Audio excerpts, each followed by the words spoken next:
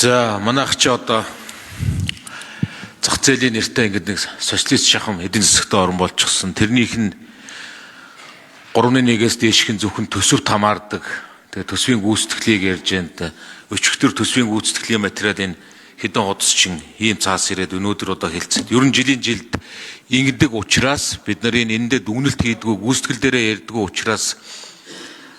ярьдгүү учраас бидний төлөвлөлт ийм сул жилдээ одоо энэ парламент 2 жилийн хугацаанд 5 удаа ч илүү төсөв тодтогчсон. Яагаад гэвэл энэ гүйцэтгэл дээр хэн ч ач холбогдол өгж ярьдгүү. Улсын их хурл нь одоо хэдэн цагийн дотор хэдэн мянган хуудас материал өгөөд одоо энийг хуулинд хилцсэн болгож ингэж өнгөрдөг.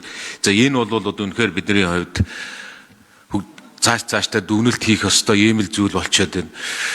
Төсвийн хувьд мэдээж эн чинь орлого юу гэж төлөвлөсөн тэр маань яаж биелсэн, зарлагыг яаж төлөвлөсөн, тэр нь яаж биелж явж байгаа, энд гарч байгаа зөрчил дутагдал нь юу болсон, аудит нь юу гэж байгаа. За энэ гурван зүйлээс одоо бүрдэж таарах бах.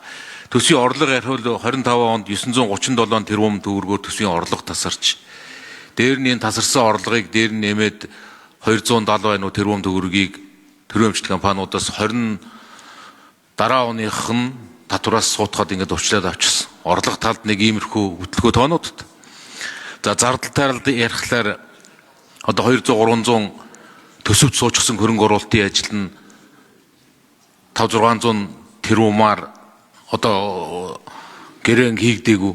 Нөгөөнийг лагдаг төсөвдөр юм ярьж суулгаж одоо жилд хэд тодтогч хийсэн төсөв байна ийм байдалтай. За тэн дээр авсан компаниудын гүйцэтгэлээр ажлын хөлс мөнгө өгдөг. За нэг иймэрхүү байдлууд ингээд бүтнээр нь ярил ийм л бүтлгүүл орлого зарлага зөрчил ийм л юм байна.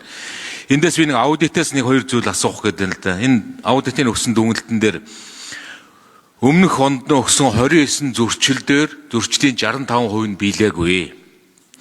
Шилэн дансанд бичигдсэн байх ёстой гүйлгээний 55% нь шилэн дансанд бичигдээгүй гэж бичсэн байна л да. Тэгэхээр одоо юу нь яах ёстой юм бэ? Энэ гарч байгаа хэдийн их 80-ийн төсвийн зарлага гүйлгээний чинь 55% шилэн дансанд ерөөсө бүртгээгүй. Одоо энэнд хариуцлага гэж байх. Үндсэндээ одоо илт тод нээлттэй засаглал чинь 55% нь хаалттай.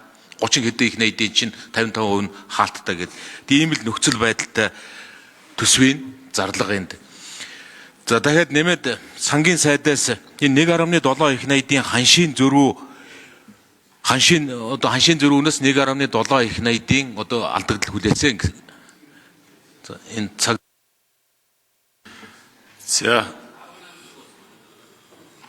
хинээс суулаа. Аудитаас асуусан тий. Аудитын газрын дарга 3 номерын энэ дэр.